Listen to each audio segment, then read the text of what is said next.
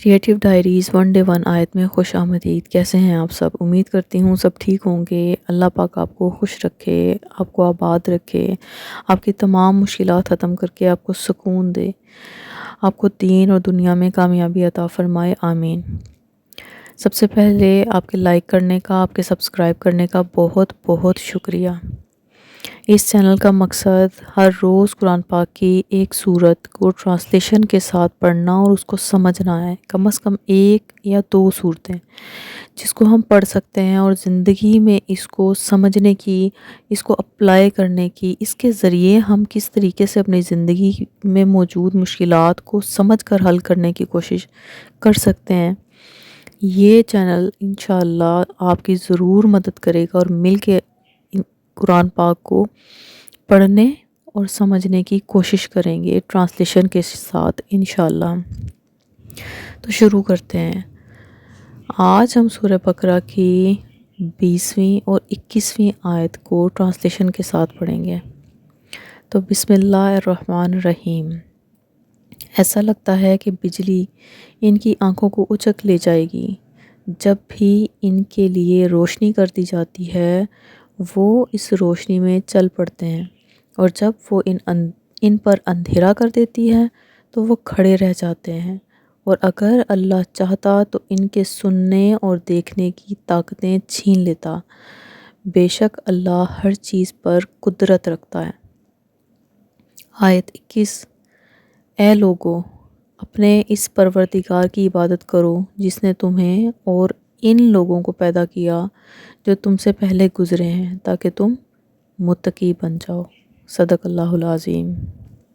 سورہ بقرہ آیت 20ویں اور 21ویں، پارہ پہلا، پارہ رکوع دوسرا اور سورہ رکوع دوسرا ہے۔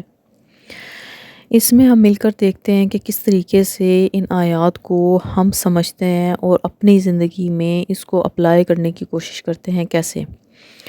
آپ کو پتہ ہے پچھلی صورتوں میں ہم نے اس کی ٹرانسلیشن پڑھی تھی اور دیکھا تھا کہ یہ کن لوگوں کی بات ہو رہی ہے۔ یہ کن لوگوں کی بات ہو رہی ہے؟ یہ انہی لوگوں کی بات ہو رہی ہے جو کہ منافق ہیں، ٹھیک ہے؟ تو اللہ تعالیٰ کہتا ہے کہ منافقوں کے لیے اللہ تعالیٰ کی ذات اپنے رولز نہیں بدلتی، اپنے جو رولز اللہ تعالیٰ کسی کے لیے بھی نہیں بدلتا، ہاں جس کے لیے وہ چاہے، لیکن اللہ تعالیٰ چاہتا کہ ہر چیز کی قدرت اور طاقت رکھتے ہوئے بھی اللہ تعالیٰ ان کی نظریں چھین لیتا، کن منافقوں کی۔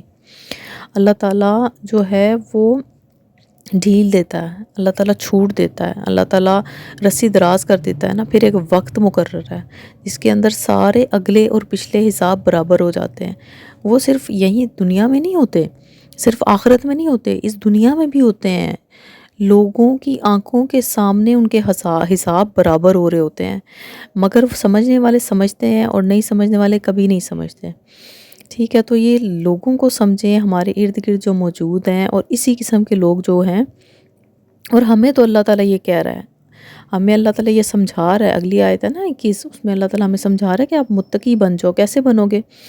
پرہیزگار آپ عبادت کر کے بنو گے، صرف عبادت ہی نہیں، خلوص دل سے عبادت۔ کیسے؟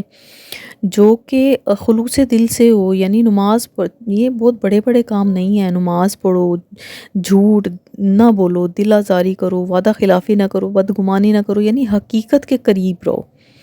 تو اگر ہم یہ کام کریں گے، کون سے کام؟ جن کاموں کے بارے میں اللہ تعالیٰ نے ہمیں بتایا ہے، جس کے لیے ہم پیدا ہوئے ہیں۔ اللہ تعالیٰ فرماتا ہے نا کہ ہم نے انسانوں کو پیدا کیا اور جنات کو اپنی عبادت کے لیے، تو جب عبادت ہی کرنی ہے تو خلوص دل سے کیوں نہ کی جائے، اور اس نیت سے کیوں نہ کی جائے کہ ہم متقی بن جائیں گے، اللہ تعالیٰ ہمیں پرہیزگار بنا دے گا۔ اور آپ کو پتہ ہے پرہیزگاروں کے لیے کس قدر سکون والی زندگی ہے دنیا میں اور آخرت میں، تو جو اس کا اجر ملے گا وہ اللہ تعالیٰ کی ذات ہی دینے والی ہے۔ تو صرف اللہ تعالیٰ نے ہمیں یہ بتایا کہ ہم نے پرہیزگاری اختیار کرنی ہے، ہم نے متقی بننا ہے، ہم نے عبادت کرنی ہے۔ اللہ تعالیٰ کہتا ہے عبادت کرو متقی بننے کے لیے دل سے۔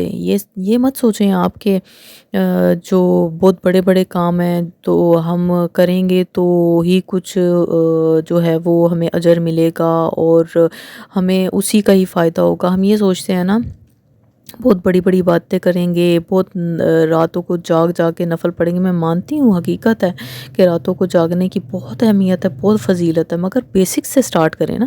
کسی بھی چھوٹی نیکی کو مطلب یہ نہ سمجھیں کہ یہ بہت چھوٹی ہے، اس سے کیا ہوگا. اور یہ شروعات ہوگی. آپ اگر شروعات کریں گے نا تو پھر آپ یہ سوچیں کہ یہ شروعات ہے. یہ سوچیں کہ میں آئندہ کے بعد جھوٹ نہیں بولوں گی. یہ سوچیں کہ میں بس کچھ بھی ہو جائے آئندہ کے بعد بدگمانی نہیں رکھوں گی. یہ سوچیں کہ میں کوشش کروں گی کہ میرا اخلاق زیادہ سے زیادہ اچھا ہو سکے، جس طرح نبی پاک صلی اللہ علیہ وسلم نے ہمیں سچویشنز کے حساب سے اخلاق کے ساتھ لوگوں کو ڈیل کرنا سکھایا. یہ تو ہم سوچ سکتے ہیں نا، یہ ساری چیزیں ہمارے اپنے اختیار میں ہیں. ہم نماز پڑھ سکتے ہیں، ہم جھوٹ نہیں بول سکتے، کسی کی دل آزاری کرنا ہمارے اپنے اختیار میں ہے. اور یہ چیزیں ایسی ہیں کہ جو نظر نہیں آتی ہیں، کسی مطلب کسی پیمانے پہ ہم اسے تولتے نہیں ہیں، مگر آپ یقین کریں کہ یہ جو بیسکس ہیں نا، یہ انسان کو پتہ نہیں کہاں سے کہاں پہنچا دیتی ہیں، اللہ کے ہاں بہت بڑا درجہ دلا دیتی ہیں.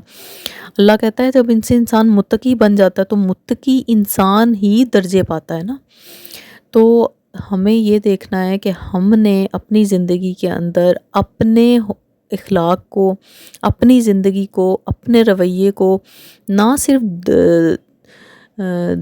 دینوی طور پر بلکہ دنیاوی طور پر بھی کس طرح ڈھالنا ہے، جس طرح ڈھالنے کا حق ہے. یعنی جس طرح اللہ تعالیٰ ہمیں سکھاتا ہے اور بتاتا ہے، فورسفلی نہیں، اپنے شوق سے کہ ہاں آج میں یہ چیز امپروو کروں، آج میں نے جھوٹ نہیں بولنا، آج میں نے بس اللہ کی عبادت کرنی ہے، آج میں نے کسی کی دل آزاری نہیں کری. چھوٹے چھوٹے سٹیپ لیں، چھوٹی چھوٹی چیزیں لیں. کبھی ہوگا، کبھی نہیں ہوگا، کبھی چلیں گے، کبھی بیٹھیں گے، کبھی کسی بھی طریقے سے آپ چلیں گے. پھر جب آپ چل پڑیں گے تو پھر اللہ تعالیٰ آپ کو کبھی پیچھے نہیں ہٹنے دے گا، آپ کا ہاتھ پکڑے گا اللہ تعالیٰ.